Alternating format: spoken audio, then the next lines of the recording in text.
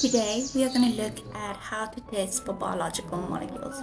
Now, the first thing that we need to know before we go through the test is how to do a serial dilution. Now, serial dilution is when we have a stock solution and we decrease the concentration of the solution with every subsequent dilution. So how we're going to do this is we're going to have a stock solution and we're going to add a certain amount of the stock solution into our first beaker. So if my stock solution is a 1% solution, it means my first beaker will have a concentration of a 1% solution. I will then take half of the solution and add it to my second beaker. I will then add the same volume of water to my second beaker. This means that I would halve the concentration of my stock solution. So if my stock solution was 1%, my second beaker will have a concentration of 0.5%. I will then do this again. I'll take half of my second beaker and I'll add it to my third beaker. I'll then take equal amounts of water and add it to my third beaker as well. This means that my third beaker will have a concentration half of that of my second beaker, meaning that the concentration will be 0.25%. I'll then do this another time. So I'm going to take half of my third beaker, add it to my fourth beaker, and add equal amounts of water. This means that my fourth beaker will have a concentration of half of that of my third beaker. So it will have a concentration of 0.125%. Now I have to remember that I want to keep all the volume the same. So I'm going to take half of my fourth beaker and discard that volume. Okay, let's get to the testing of biological molecules. So the first one we're testing is reducing sugars.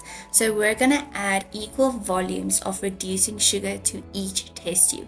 We're going to do this at decreasing concentrations to see how the results differ. We're then going to add an equal quantity of Benedict solution to each test tube. Now, Benedict solution has copper 2 in it. Now, copper has this blue, bright blue color like you can see in the video. And this is going to be reduced by our reducing sugar. We're going to add our test tubes then to 100 degrees Celsius water bath. This will speed up the reaction by giving it its activation energy. Now, as the copper 2, which has a blue color, is being reduced to copper 1, it will turn to a red color. But we'll see that not all the test tubes will have the same color. This is because of the concentration of the reducing sugar. So the more reducing sugar is present, the darker or the more red the color would be. A less concentrated sugar would kind of be maybe a brown or a yellow color.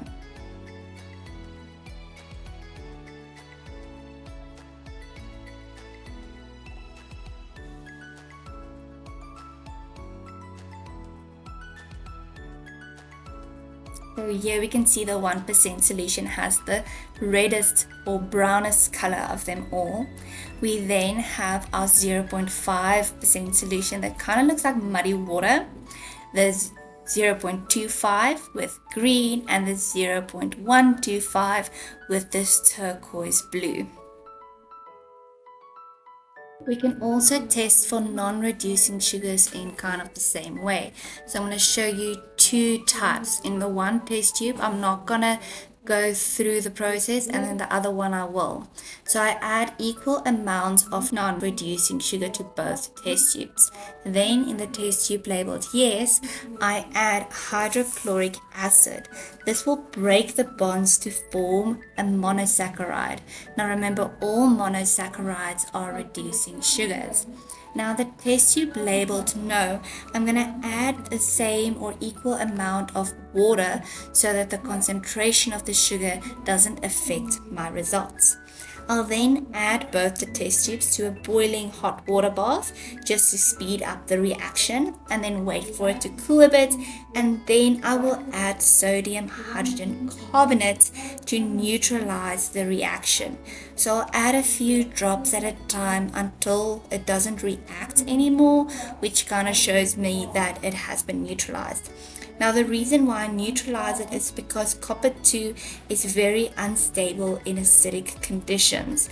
So I want to make sure that I have a neutral to a basic or an alkaline solution to work with. Now after this, I then follow the same process as testing for reducing sugars.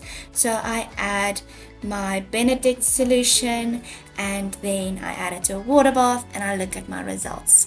So here I can see that the no test tube, which we didn't turn the non-reducing sugars into reducing sugars, stayed blue, and then my yes test tube, where I did break them down into monosaccharides, did change color.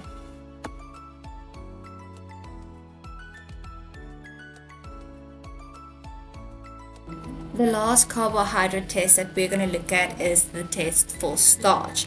So in this test, we'll add a 1 centimeter depth of starch solution, and to this we'll add a few drops of iodine in potassium iodine solution. Now the reason why we add this and not just pure iodine is because iodine is actually insoluble in water, so it won't really react with our starch.